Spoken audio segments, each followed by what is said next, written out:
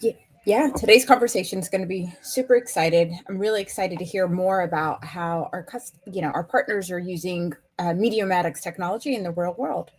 Yeah, absolutely. That's what we're here to do. And Candace, you're here. I know you've got a live demo of MEDX. That's one thing that we get a lot of questions about. We want to see it live. We want to be able to kind of interact with it a little bit. So yeah, you're going to have that for us too, I think. That's exactly right, Jim. I'll be showing you how easy it is to build and customize not only GeoJSON layers, but also customize warnings with different thresholds so that you have a product that really suits your needs, depending on your use case. And today we're going to be setting wind gust parameters and humidity thresholds with a use case from earlier on in the year and visualize the risk in real time, all inside Medic. Yeah, that's awesome. So a couple of housekeeping items first. If you haven't registered yet, please do. I know some of you can watch this without registering, but it's really important that you do because we've got a few things we're going to share with you after the event, and we can only do that if we have an email address. So please register. And then if you have a question or a comment along the way, feel free to put it right there in the chat, no matter what platform you're on, LinkedIn, YouTube, right here on our platform. Please let us know what you're thinking, because ultimately this is supposed to be a two-way dialogue. We want to be able to have that kind of a conversation. So Sharon, I think we should just kick it right off. What do you think? And I believe that we have some pretty awesome customers who are joining us here today. We have Ben from Yes Energy. We have Matt Sargent from NorthWestern Energy. And yeah, I think what better time just to start kicking this off right now with who do you want to go with? Ben? Yeah, let's go ahead and get started with Ben Perry from Yes Energy. So today he's going to be unpacking how rising temperatures are shifting electricity demand in regions like the Pacific Northwest, places that used to coast through the summer. Ben's got some great ideas, or excuse me, some great data on how cooling loads are changing operations and trading strategies. Nice to have you, Ben. Awesome. Hey, Thanks, Sharon. Ben. Good to Hey, see Jim. you. Yeah. Absolutely. So let me just, I'm going to get out of your way. I know that you've got some, I've seen a few of the things that you're going to present, pretty exciting stuff. I'm going to duck out, and I really want you to be able to have the full time to show us what you got. So Ben, please take it away. Great. Yeah. Thanks to Meteomatics for having me. I'm Ben Perry from Yes Energy. I'm on the product team focused on our forecasting products. If you don't know, we do load forecasts for North America, but also Europe and Asia Pacific. And so that's actually kind of, I've spent a lot of time thinking about load forecasts and how temperatures impact load demand. And one thing we've noticed across different regions and different places is with different climates and with different levels of penetration of air conditioning or cooling systems in general, the response from customers for consumption of power has changed over time. So that's something I've noticed. I'm going to talk about that today. So to get into it, I've kind of split this into three sections. First section, I'm going to talk about how temperature impacts power demand. So if you're involved in load forecasting and how weather data impacts that, this is something that might look pretty familiar, but we're going to kind of go through the basics there. And then I'm going to go through a technique I used using our statistical models to quantify the impact from temperature on demand, specifically in the summer, and how that's changed over time from a couple of years ago to now. And then we'll look through some of those cases. I'm going to see in a slide here in a minute. Specifically for North America, different regions of the country have had different levels of penetration of cooling systems and different fuels for heating in the winters. So this graphic, as it kind of flows through for the last 40, 50 years, shows that. And I think these are sort of intuitive. The Southeast and Southwest have very warm climates. The Northeast and Northwest have pretty cool climates. And so the level of penetration of air conditioning and in general consumption from cooling systems kind of reflects that you've got basically 100% penetration of air conditioning in the Southeast as of, the last 20, 30 years. But for regions like New England and the Pacific Northwest, it's much lower. So we're going to kind of look at some of the factors that have influenced the relationship between temperatures in different regions and demand, and then talk about how those things are changing over time.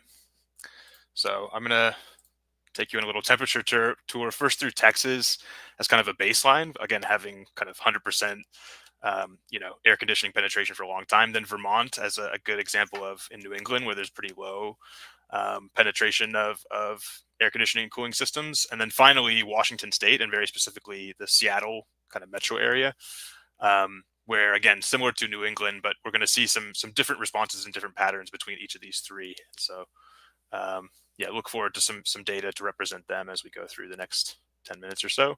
So the first section, just talking about temperature effects.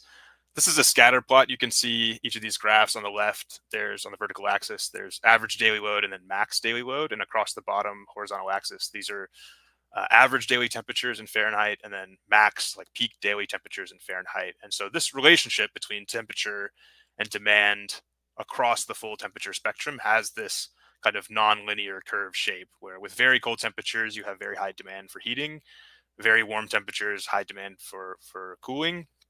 And then somewhere right around here, you've got, somewhere between kind of 60 and 65 degrees is this bottoming out point where, an extra degree of temperature or a 1 degree less of temperature doesn't make a lot of difference in terms of demand response. And I wanted to show both of these. This is, again, for the north central region of ERCOT around Dallas. That's kind of the region of Texas that I'm going to focus on specifically, to kind of show, again, there's this pattern, obviously, but that there is even differences within the same region when we talk about like hour of the day, season. This is for the whole year, but you can see for like the max daily temperature, that kind of bottoming out point where we go from, lower temperatures produce more demand, higher temperatures produce more demand, is actually higher for the max temperature of the day in the middle of the day than it is kind of across all hours of the day.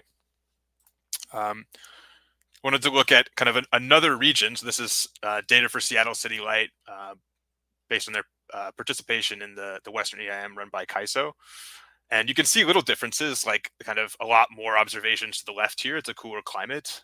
And then kind of the angle of response here on the right seems a little bit less. But again, those kind of midpoints are pretty similar, where you've got just above 60 degrees for the average daily temperatures, and then kind of around 70 degrees for the max daily temperatures. And it's difficult if, actually, I'll go back one slide here real quick. If you see, obviously for ERCOT, the kind of size magnitude of demand is much larger than the city of Seattle.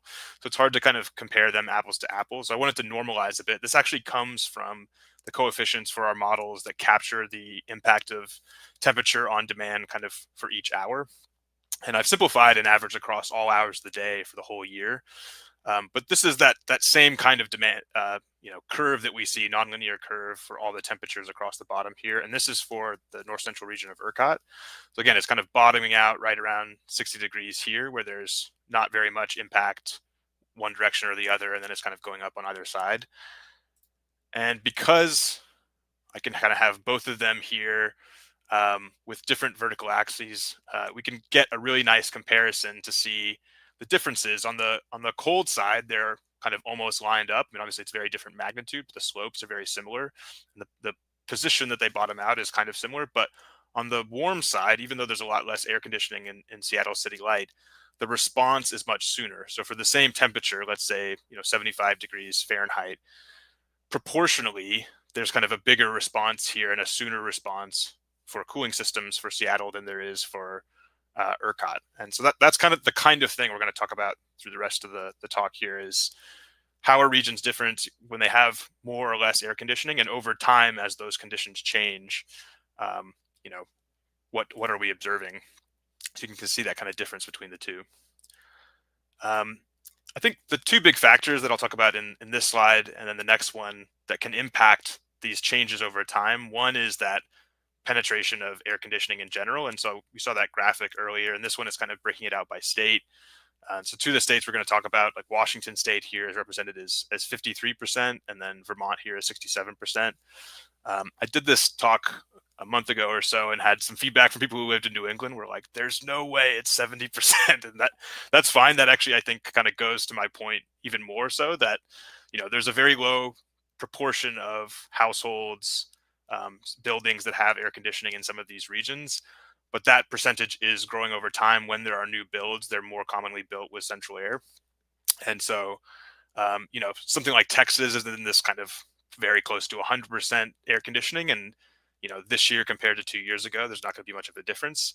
But for Washington State and Vermont, it's kind of starting at a very low percentage. And so any increases from 50% to even 55 or 60% are going to have some response, and that's what we're kind of trying to measure and observe. The other big impact, obviously, and for the weather crowd, this is something that I'm sure you know a lot more about than I do, but this is just observing. I'll kind of talk about what's here. This is the last 15 years, and then there's temperatures on the vertical axis here. And what I've done is I've taken annual average observed temperatures in July for all hours of the day, and then 30-year rolling averages to get kind of a more consistent, like this is the trend for a more kind of representative period of time for the climate. And so for those, for July in Dallas, there's been a little over a degree increase over the last 15 years. And then I also wanted to look at the peak temperatures. Obviously, that's kind of most impactful for when power consumption is highest, when power prices are highest. And that's, right around maybe like 2/3 of a degree increase over here for Dallas. For other cities, for the other regions we talked about, like Vermont, Burlington, Vermont, it's a pretty similar 1.18 degree increase for all hours, and then about a degree for the peak hours. So one thing that's sort of consistent, obviously, is there's this gradual increase in temperatures on average, for July, all hours and at the peaks. But the last one I think is most noteworthy, and I've animated a little bit to drive that point home, which is that for all hours in July for Seattle, there's been a 1.3 degree, again, for this kind of 30-year rolling average difference from 2010 to 2025. But for the peaks, it's almost 2 degrees. So I've increased the font and highlighted it and all this kind of stuff. But to me, that was quite remarkable comparing. I mean, granted, I've kind of picked out these specific cities as examples of different climates and regions, but that one really stuck out to me as, like, certainly they have kind of a relatively small percentage of air conditioning. At the same time, there's also just been an increase in average temperature in the warmest month of the year. So that is going to, like, if we pick certain years out, we might see a bigger response if you generally have higher temperatures. So I'm going to try to kind of normalize for that when I go through this analysis. And that is the next thing I want to talk about, is the process I went through to quantify these kind of changes in sensitivity. One of the things that we kind of offer as data for our load forecasts around the point load forecast are these scenarios or temperature steps, where we take whatever temperature forecast we get from vendors like Meteomatics and increase and decrease those values up and down degrees. Obviously, we trust our weather forecaster friends to be really accurate, but they're not perfect. Sometimes they'll be off by a little bit. So this gives an idea of, if they're 2 degrees too low, what could demand be if that happens.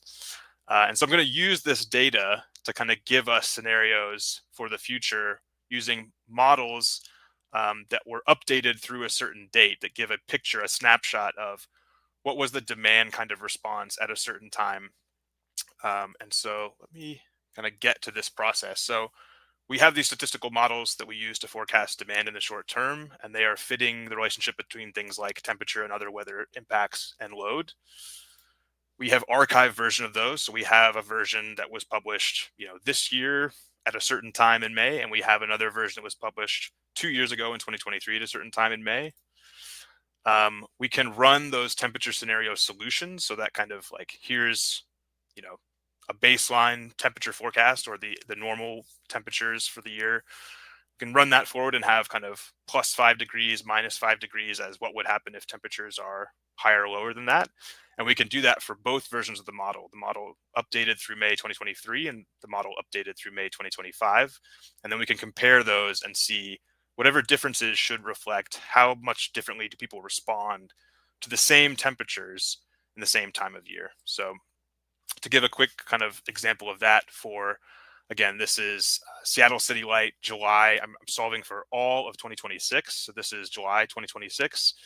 If we take the 2023 model, so just everything we knew up through 2023 and 1 degree above normal, this is the megawatt impact above just normal average temperatures, weather, everything is a little bit above zero.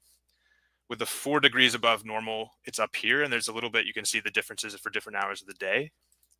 And then 7 degrees above normal, even, bigger impact still. And again, this is the 23 model. So when we have temperatures above normal, obviously we expect demand to be higher. And this is kind of the pace of increase as the temperatures get higher above normal from 2023. When we look at the 2025 model, With 1 degree higher, it's pretty much the same as 2023. With 4 degrees above normal, it's maybe 10 megawatts more impact than 2023. And for a 7-degree increase, it's maybe 20 to 30 megawatt impact, depending on the hour. So there's been more of a response, more of an impact now than there was in 2023 for the same temperatures when we look ahead to, say, July 2026. And when we take the difference between those two, again, the kind of very close to normal weather, there's not a lot of difference. And as we increase and get further and further away from normal, where we expect there to be cooling systems coming online, there's a much bigger response from 2025 to 2023, which again, I think is very much related to temperatures are generally higher.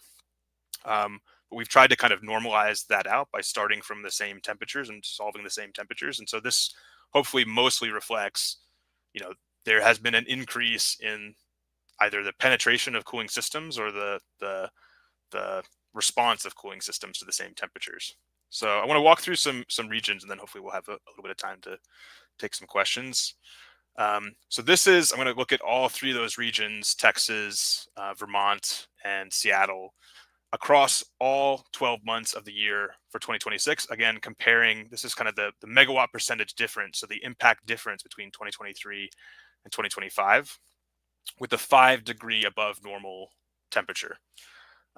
So for Texas, it's like very, very close to zero, other than June, July, and August. And that makes sense that these are the months where the average temperature is getting into kind of cooling degrees. And so 5 degrees higher than that, you're going to have some response, but it's less than 1%.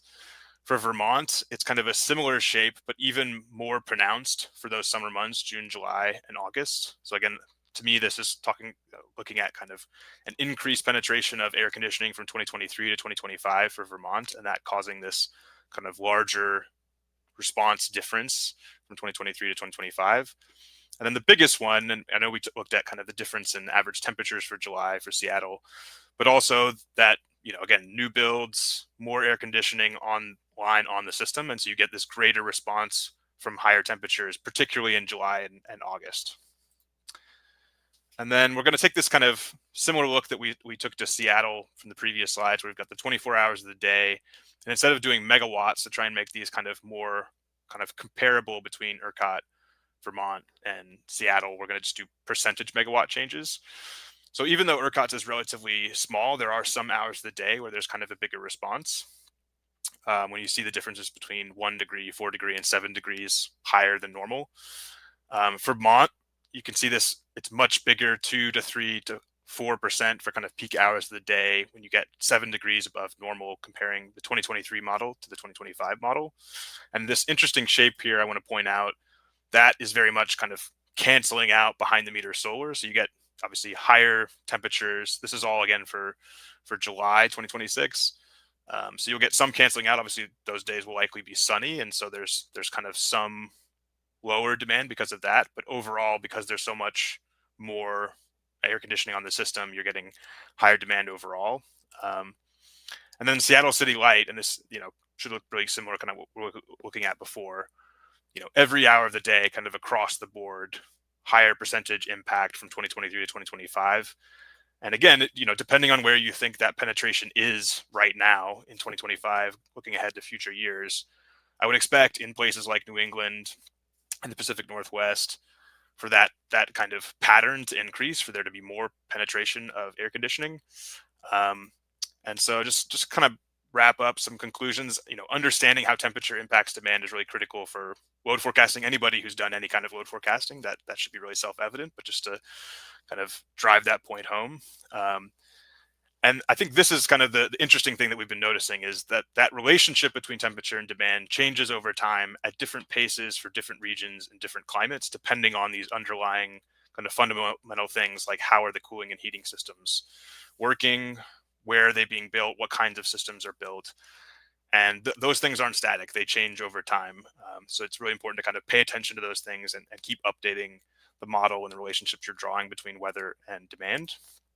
And then finally, and I think, Seattle City Light is a good example, and kind of all the changes that are happening in the Western markets as the day ahead market for CAISO, EDAM, and then the SPP markets plus market, as those develop over the next year or two, And a lot of these, entities in some of these climates, like the Pacific Northwest, are entering more, set up day ahead market.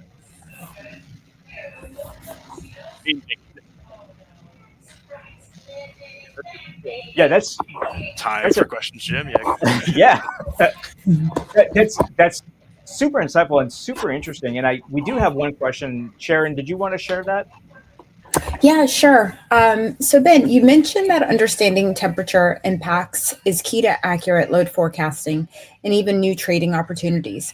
How should utilities and market participants start adapting their models to account for these emerging trends? I mean, I think there's simple things like just making sure that you're updating with the latest data. It requires like recalibration and reconfiguration of the variables you're using.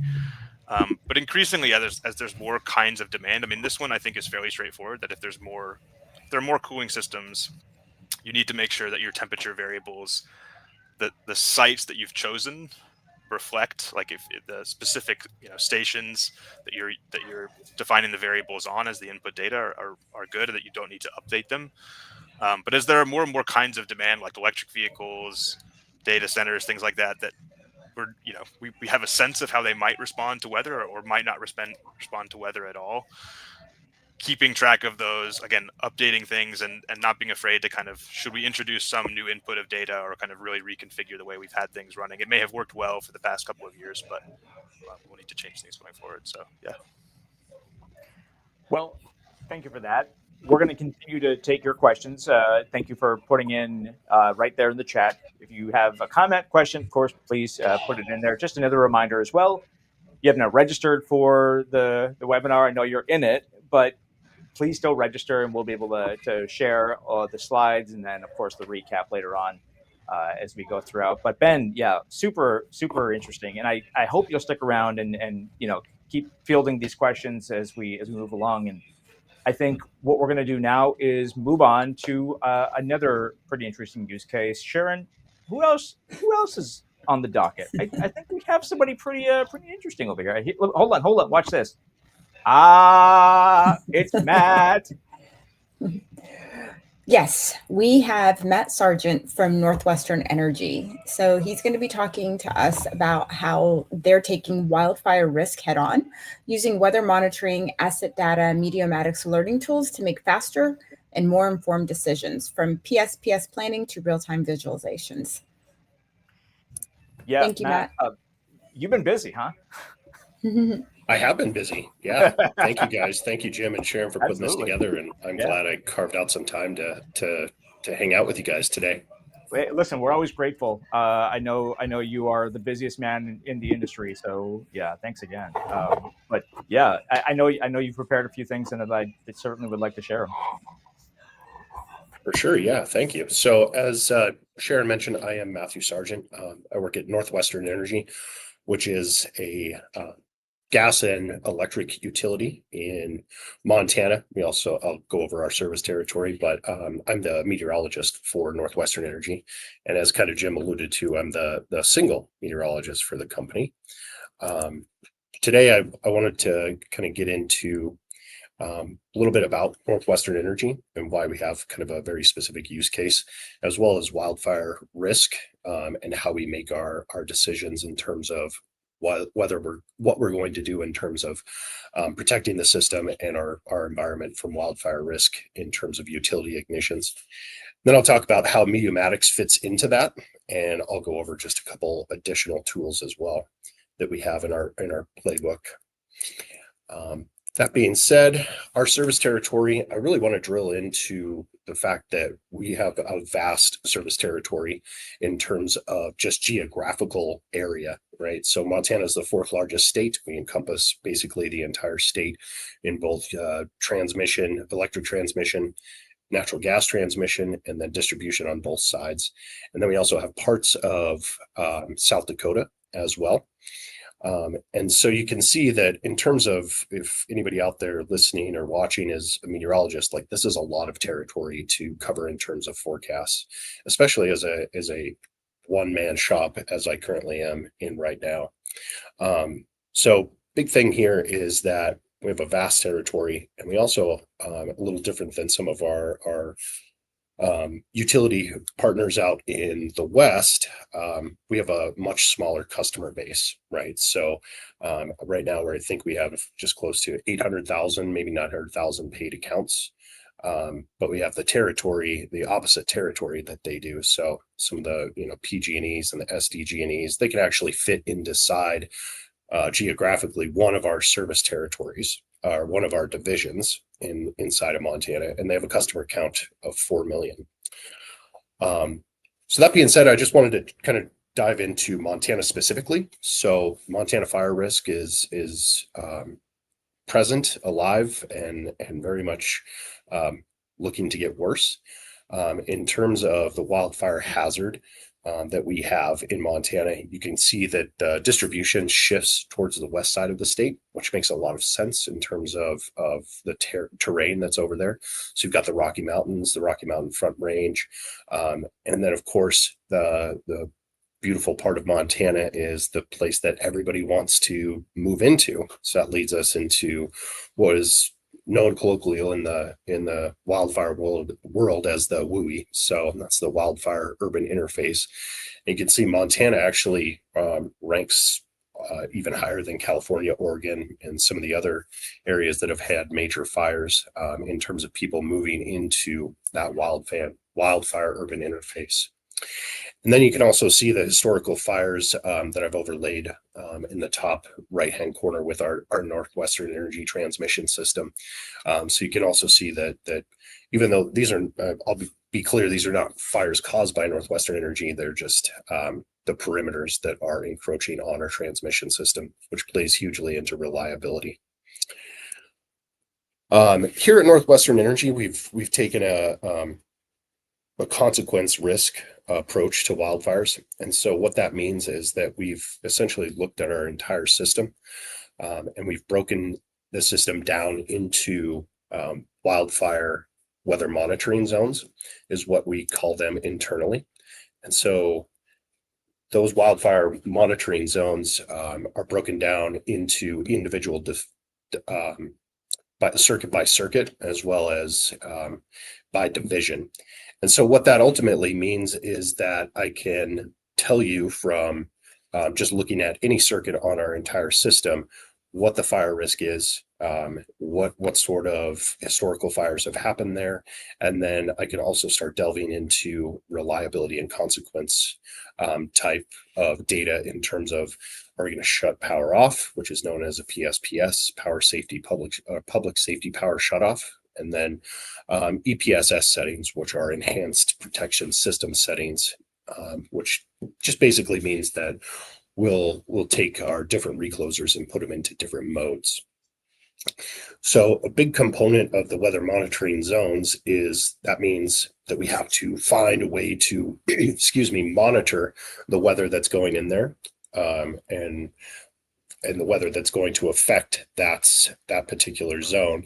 And the way we do that is we've integrated it into what I was talking about with our consequence tier. And then we overlay that with our asset health. And then we take a daily fire weather snapshot and combine that spatially. And so I'll go over each of these in a little bit more depth. So essentially the consequence tier, what this means is that we've run model simulations and we basically dropped a quote unquote match underneath our entire distribution and transmission system every 200 meters and started a simulated fire, and then allowed that fire to burn unsuppressed for 24 hours, and then came back and looked at the damage, right? So did it burn, structures? Did it burn timber? Did it burn agriculture? Did it affect watersheds, etc.? And so that from that, we're able to start narrowing down and saying, okay, some of our consequence is higher in certain areas than others, and we're able to rank them as tier 1, tier 2, and tier 3, tier 3 being the highest. On top of that, we also overlaid our asset health. And so this is just simply a metric of how healthy is the system in terms of the actual structures, right? Are there a number of splices? Are the poles older? Has the system recently been rebuilt, etc.? then the daily fire weather, all that is if you're familiar with the Smokey the Bear signs, so basically what is the fire danger today? There's a metric that the U.S. Forest Service puts out that's called SFDI. So that's the Severe Fire Danger Index. And that comes out once a day. We overlay that on top of our system. And then we're able to make a decision based on that in terms of what it is that we're going to do with the system. So all of that is to say that I can come in here, and this is where the wildfire situational awareness team starts interfacing with operations. Basically, what we start doing is we divide everything into divisions, and then I can come in here as a division manager or a field worker, and I can see that based on my dashboard, if it's not blue or green, that means that I have some specific fire danger in some zone today. And so those folks can start going through and narrowing them down. And they can, I took this screenshot from earlier in the summer. And so you can see that, there's some very high over here on the right-hand side. And it's telling those operations folks that, hey, you have a fire risk present at this circuit based on the conditions that we've identified. And your current settings are in whatever might be normal operations mode, but we're recommending a different setting. So whether it's go to fire mode 1, fire mode 2, etc. And so day to day, these guys can go out and they can actually change the operations of those circuits so that we protect our system in a much better than we would if we were just operating from a normal standpoint.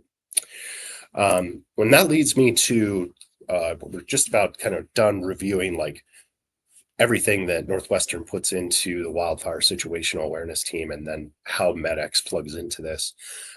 So we have one other essentially operating mode, and that's the public safety power shutoff. So this essentially means that, for non-utility folks out there, this means that we're going to go out and we're going to de-energize that line. So that means that any customers connected to that line are not going to have any power. And we do that when we feel that there is a significant risk to either the public, the system, or the environment during periods of what we're forecasting as severe fire weather. And the hope is, certainly for folks out on the West Coast that have gone through a lot of these, the idea is that if you have severe fire weather come in, we're trying to avoid some of the famous fires that you've heard, such as Camp Fire, the Palisades, Eden fires, etc. And the way we do that is by making sure that there's essentially no spark when winds and certain weather factors come through. The kind of less advanced or the less severe settings, known as the enhanced power line safety settings, which are in the dashboard that I just showed you earlier, that is that fire danger exists, but it's not severe enough to necessitate de-energizing the line. So that being said, I want to jump into how MEDX, how Meteomatics and their product MEDX actually helps us.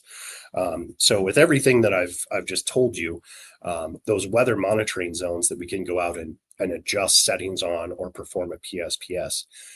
Across the entire state of Montana, we have 649 weather monitoring zones. So you can imagine you have a huge geographical region. You have a fairly large number of areas that are in need of constant monitoring and weather attention. And then you have a single meteorologist working for a fairly small utility that is having to somehow or another figure out, okay, where are my danger spots today? And where are my danger spots tomorrow and 5 days from now and 7 days from now? And so producing a detailed forecast for nearly 700 zones, at a standard rotation rate, even if you're doing a forecast every 6 hours, it's essentially impossible. And so what we've done is we've integrated all of our weather monitoring zones into MEDX, which is their visual dashboard, and then also their alerting. So on the screen here, essentially what happens is that I ran analysis studies for all 700 weather monitoring zones, and I looked at hourly data, observed data for each zone, and determined essentially the percentiles that I wanted to alert on. So I was looking at wind gusts, wind speed, and relative humidity. And then with the help of Medex and their alerting platform, or Meteomatics and their alerting platform, we input all of those percentiles. And so what that means is that, on the screen here, you can see in the middle, this high fire weather alert for Deer Lodge East Tier 2. So that means that the alerting system was sitting there and it was looking at the weather forecast from hour 0 out to day 7. And any time that my percentile thresholds were met or exceeded in that forecast for a duration of 6 hours or longer, Medex sends me a text and then an email as well. And so what that does is it allows me to take 700 zones and essentially whittle it down into just my most severe that are about to be impacted by some type of weather that is conducive to fire weather. So high winds, low relative humidity. Additionally, I also get text messages and then once my attention is drawn to those zones that are in need of extra attention, the Medex products, so these slides over here, or these images over here on the right, they are the visual dashboard where I can go into and receive specific and even more detailed information about that specific zone. So again, from a fire weather standpoint, the big three are obviously wind gusts, and relative humidity. So those are in there, but there's other factors as well, such as has there been precipitation in the last 24 hours? This is Montana, so is there 6 inches of snow on the ground? And maybe even if you have these wind and relative humidity thresholds being met, but it rained 2 inches in the last 48 hours, perhaps the fire risk that you think is there isn't. And so Medex allows us to really quickly get in, visualize that. And then again, being the kind of the sole meteorologist, I'm having to talk to a lot of folks that maybe that certainly look at the weather every day, but don't necessarily look at models and understand a lot of the language that goes into speaking like a meteorologist or a weather forecaster. And so Medex allows me to share this information to executives, operations teams really easily, and then really in a way that's easy for them to digest.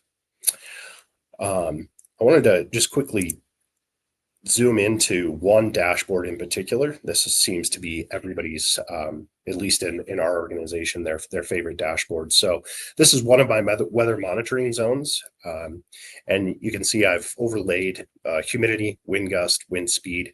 And then the colors in the background, these are actually the percentiles specifically for this weather monitoring zone. So at the very top, that magenta, that would represent the 100th percentile for wind gusts, right? So if anything were in the magenta area in terms of wind speed, essentially you'd have a record-breaking wind speed on your hands. And then it steps down to the 99th as red, and then it's a little hard to see, but it steps all the way down to the 90th percentile. And then the dark line across the bottom, kind of in the middle of the screen, that would be the 10th percentile for humidity. And so you can see just from this screen, it's really easy to key in that right here. So when I took this screenshot, the now, was about 24 hours ahead. And so this giant dip in relative humidity below the percentile threshold and where I have my winds coming up, I can instantly see that whatever this time and date is, that's the time and date that I should be concerned specifically for this circuit.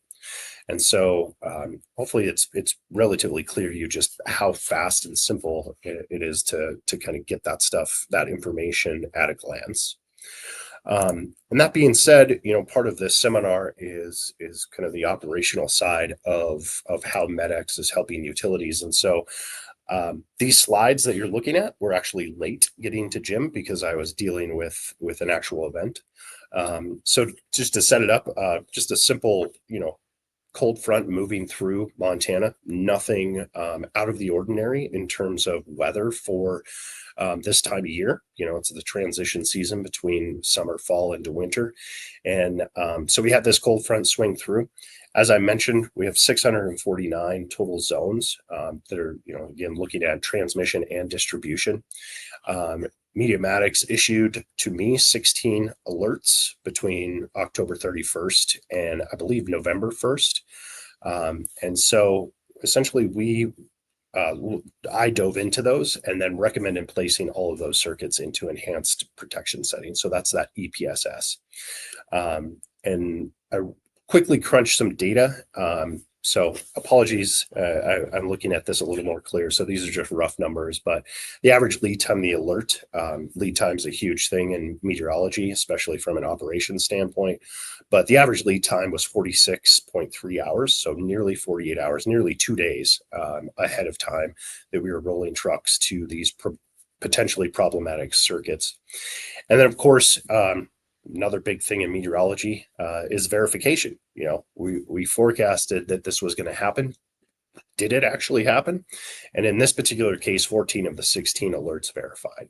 So that means that Meteomatics predicted basically 2 days in advance for 14 of our 16 circuits that we were going to hit the percentiles, the customized percentiles for wind speed, wind gusts, and relative humidity. And so of those alerts, 14 out of 16 verified. So I just wanted to share that with you, everybody kind of on this webinar, and just show you that, you know, this is a real life scenario. It happened just last weekend. And I really think that had Meteomatics not been part of our suite of tools, that I don't know that I would have necessarily gotten all 16 of these alerts as accurately as they did. And with that, I just thought I'd mention that, you know, we have a big network. It's not just Meteomatics, but we're actually basically becoming our own little forecasting utility in terms of using cameras to look for wildfire smoke that uses AI detection. And then we're installing, by the end of next year, we'll have 200 some weather stations installed around the state of Montana, South Dakota, and Yellowstone National Park. So, you know, again, it's been quite a challenge, and I'm glad that Meteomatics has been along on the ride for us to help us set up this program. So, thank you guys again for having me here today. So now I feel bad because here I am beating you up, Matt.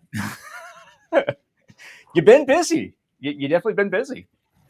So you're a meteorologist, of course. You're seeing the sort of the power of having the right, of course, the right data and the right parameters to make this all happen. What's the biggest challenge that you've seen? And this could just be a quick, you know, observation, but what's the biggest challenge you've seen maybe this year that, you know, other years, you know, are we seeing an instance where things have gotten a little bit worse in terms of, with wind, with humidity, with is there any sort of a trend that you're noticing where weather is certainly becoming more and more of a factor in being able to predict this kind of impact?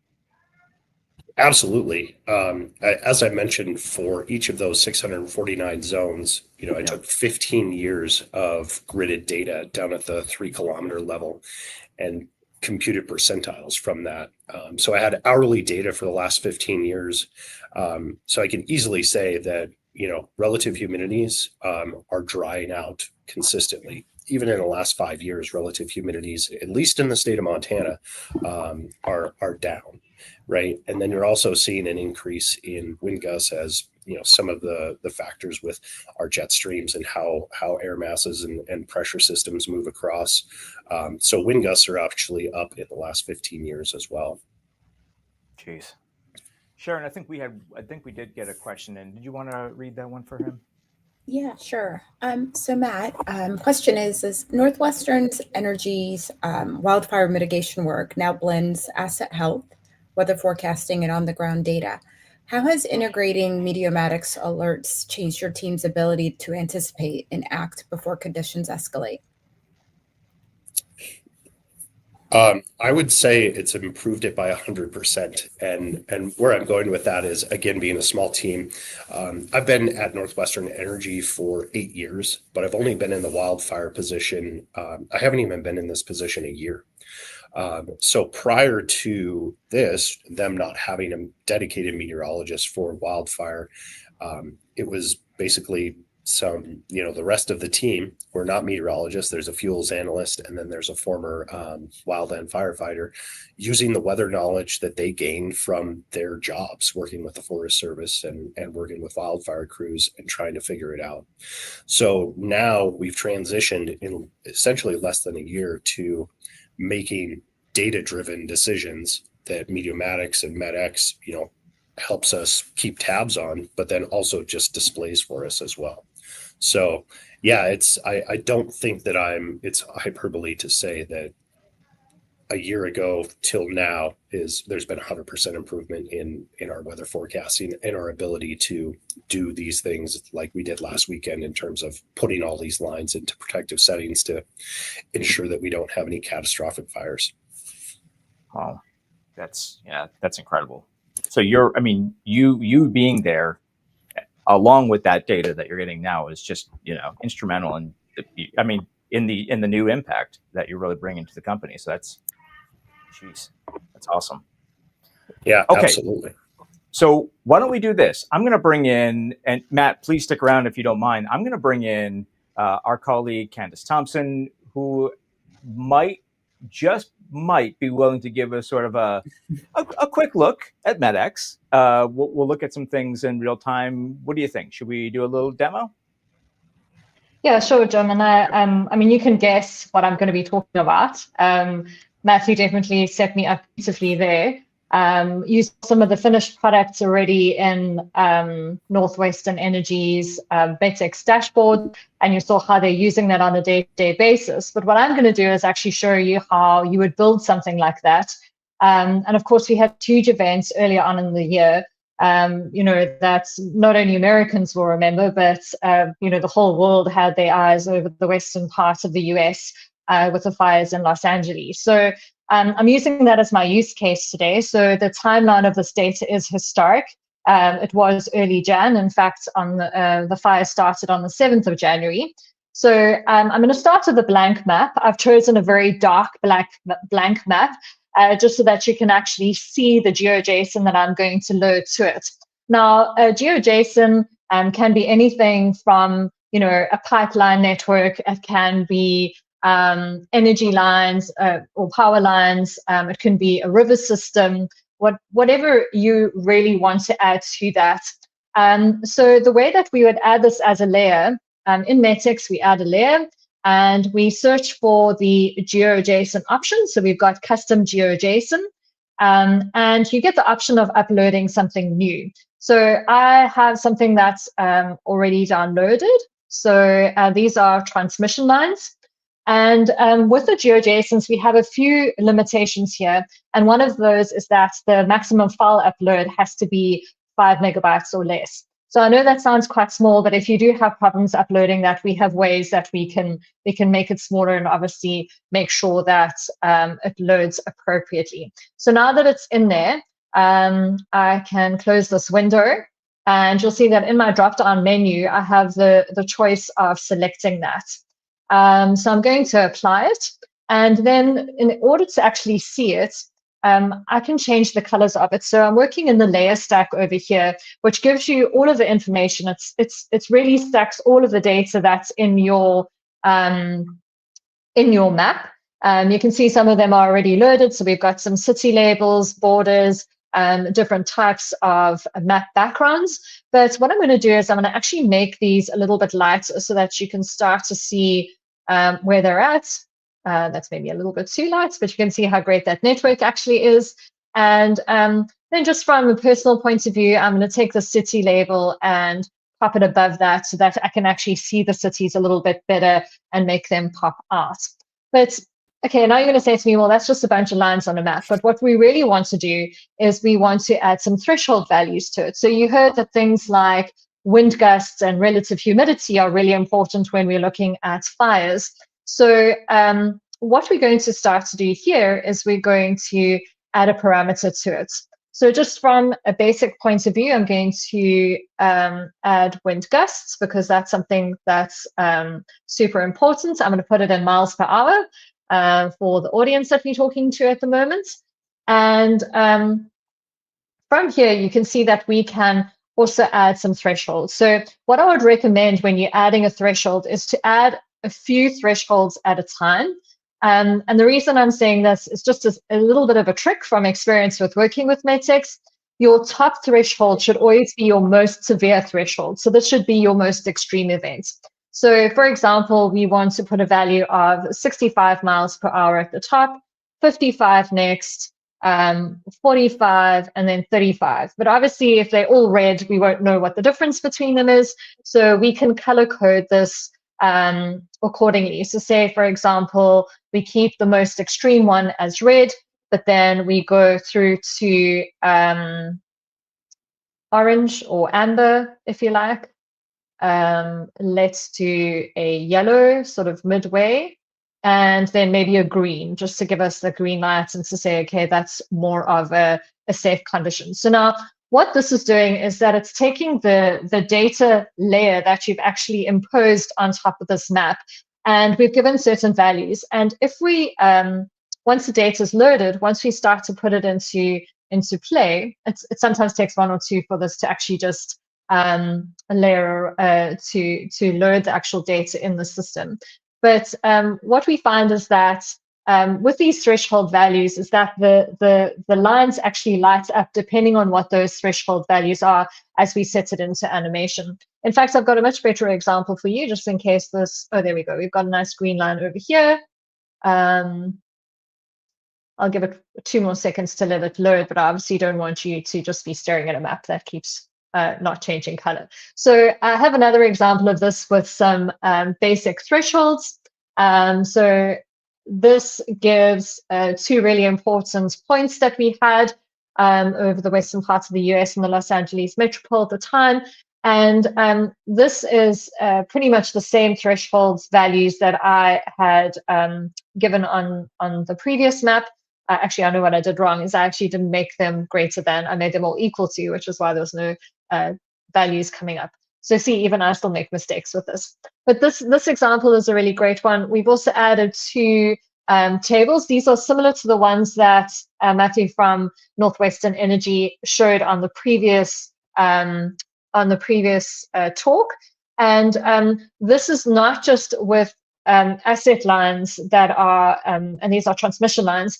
It's not just assets that are highlighted under different weather conditions, in this particular case in wind gusts, but it's also taking that into account in a graphical format next to that. So we can look at it not just from a visual perspective of where it's at in a map, but we can also look at it from a table format.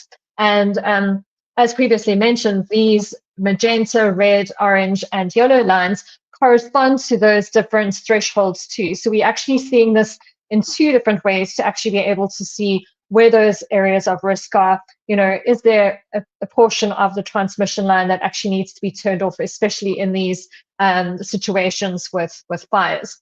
Now, we can build on this even more, and we can actually do advanced thresholds. I'm going to give it a go. Just my internet is a little bit slow today, but let's see if it actually works. We start with a similar setup. So you add your GeoJSON, we put the normal thresholds here. And the other bits that we now get to do is we get to put 2 parameters at a time. So if you look here, we've got the possibility of extreme, high, and then going down to moderate. And you'll see that now we have 2 parameters on this advanced threshold. So we're taking into consideration the wind gusts, but also the relative humidity, because with many weather things, it's not just one thing that drives, you know, whether a fire is dangerous to spread, but it can be more than one condition. So we need to know, like Matthew said as well, you know, if there's a bit of rain that's happened, we know that the relative humidity is a bit higher, the fire risk is slightly lower. And then obviously when the wind gusts are very high, we need to make sure that you're looking into that as well. So it's really the combination of the 2. So you can create these thresholds as advanced thresholds as well, even indicating something of like a temperature change over 6 hours at a time. And this all builds into a really customizable product for our customers in many different industries, not just energy, but of course, they really get to make it very relevant to their business and using information from their business and their networks and being able to have that information right at their fingertips. Candace, one of my favorite things, and I remember when I was talking to Steffi when we first rolled out the ability to put not only do the custom GeoJSONs, but then the ability to wrap data around those. And you get to be, when you set the thresholds, it is so, I guess no other word I could think is just awesome to be able to watch that data be visualized and colorized so that you can actually see the impactful areas of a place that you're working with in a region. And yeah, I gotta say that's got to be one of the biggest things that we rolled out recently. And yeah, I'm a massive fan, of course, not because I work for the company, but it really is a great product and very powerful. So yeah, thank you for that. That's a great demonstration. And there's more where that came from. Don't you worry. We will definitely get you connected later on, because I'm sure Candace would love to do a one-on-one with you and do a little bit more of an example later on. But okay, so as we're wrapping up the stream a little bit here, I want to talk about what's happening next. And I have my colleague Chris Hyde, who has a little bit of an outlook. And Chris, a lot of great conversations with over the last few minutes. And now I want to pivot over to the seasonal weather forecast for this upcoming winter heating season, starting with the month of November. The overall season is going to be controlled by a weak La Nina. It might have a weak La Nina INSO neutral to start things out. With that in mind, you're going to have a warmth that we continuing in the west, much of ERCOT, as well as the Northeast. And then on the precipitation side, above normals creeping into the Pac Northwest, upper Midwest, but still below normal for much of the Southeast and areas around the Four Corners. And that makes sense with a weak La Nina. Your northern branch of your jet stream is typically more active than your southern branch of the jet stream. So as time wears on here, we're likely going to see an increased risk of drier conditions for areas ERCOT, and that'll likely enhance the drought for them as well. Now, we'll talk a little bit about risk to the forecast. As you notice, New York City was on the cusp, I should say, of warmer than normal anomalies for the month of November. There is a warmer risk, according to all the data that we have in MEDEX, for much of the month of November, particularly for New York City. As time wears on, though, through the month of March, the entire heating season, a lot of volatility. So it's going to be a pattern where you're going to see a lot of ups and downs in temperatures, with the exception of the front end being on the warm side. It's going to be a bit of a roller coaster. So that's something to keep in mind as we wear on to the rest of the heating season. In December, we go aboves for the East Coast, aboves around the Four Corners, including ERCOT, and the same themes apply for precipitation. Pac Northwest, Columbia Basin, aboves for December, aboves around the Great Lakes, an uptick in lake effect snows there, and belows for much of ERCOT and the Southeast. The risk for Chicago is also warm in the month of November, but you'll notice a cooler risk as we head towards December, particularly the second half of the month. So areas of Western PJM, areas of MISO, for example, Minneapolis, Kansas City, Omaha included in that, a cooler risk versus our forecast the second half of December. So we'll have to watch out for that. And there's even a cooler risk for Chicago later in the heating season as well, once we get towards the second half of Feb into the early half of March, what I'll talk about here shortly. Next, we go to January. Above still hanging tough with a ridge off the coast for the East Coast. Aboves around the Four Corners. Again, ERCOT aboves there. And a lot has to do with the soil moisture there, right? The drier the soil moisture tends to enhance high temperatures, providing the overall pattern is conducive of that. But notice in the Pac Northwest and the upper Midwest, we finally have blues on the map, below normal temperature anomalies there, combined with above normal precipitation. So snowpack will be on the rise for the key areas of the Columbia Basin, Canadian Rockies out that direction. So again, going to the risk slide here, this is an example of Grand Coulee, Washington, a key point on the Columbia River for hydroelectric concerns. So you'll notice the entire month stretch, not only January, but later in December, all the way through early Feb, there is a risk it'd be even colder than our forecast. So the blue anomalies that you saw on our map for Washington State, including Seattle, Portland, Oregon, Calgary, Alberta, could be even more below normal than what we're showing you on the map. And I also tossed in, besides temperature, precipitation. And again, combining colder than normal anomalies with higher than normal amounts of precipitation, you can have an increase of snowpack out that direction for an early part of the season. And that tends to want to continue throughout much of the water year as well. February, same rules apply. Below normal, the further north and west you go. And it's very typical of a weak La Nina. However, aboves, the opposite of that, again, with the ridge hanging tough for the East Coast, aboves for ERCOT, precipitation, very much similar, aboves around the Great Lakes, and again, in the Pac Northwest for the month of February. And as we round out the heating season in the month of March, again, below normal, Pac Northwest, upper Midwest, aboves East Coast, maybe a little bit more of a shrinkage in overall geography and area, aboves in ERCOT and much of the Southwest, where it's above normal anomalies, below normal precip, and above normal precip continuing in the Pac Northwest, and a very late lake effect season around the Great Lakes. So areas to concern: growing drought in ERCOT in the Southern Plains, an appreciable amount of snowpack and snow water equivalency in the Pac Northwest. The further north and west you go, below normal anomalies, and could be even a colder risk to our forecast, the further north and west.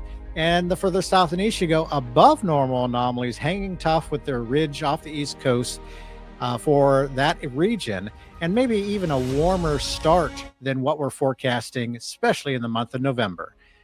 With all that said, the forecast could change. We'll keep tabs on that. I'll throw it back to Jim to say our goodbyes and wrap up.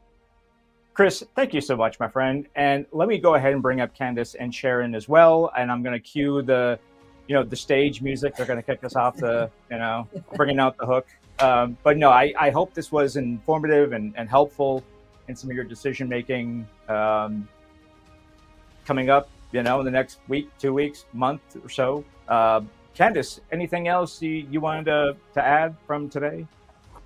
No, I think if you've had a taste of Metex, feel free to reach out to anyone, and we'll give you a full demo, especially for your industry. Yeah, absolutely. Sharon, you've got some great customers, I will say, as part of the North American group.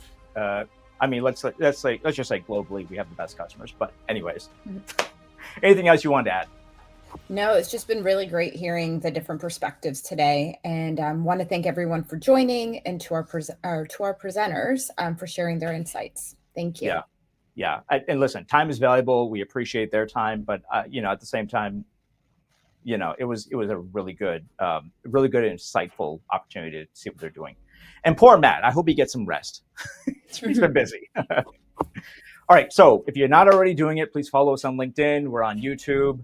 And of course, our website, Meteomatics.com. We want to connect with you. So if you haven't registered for this, I know it seems a little odd that we're asking you to register for something you just saw, but it's so that we can get you the information, we can get you the recap, and we get you the slides. But again, thank you so much for joining us today. And we will see you probably soon on the next one.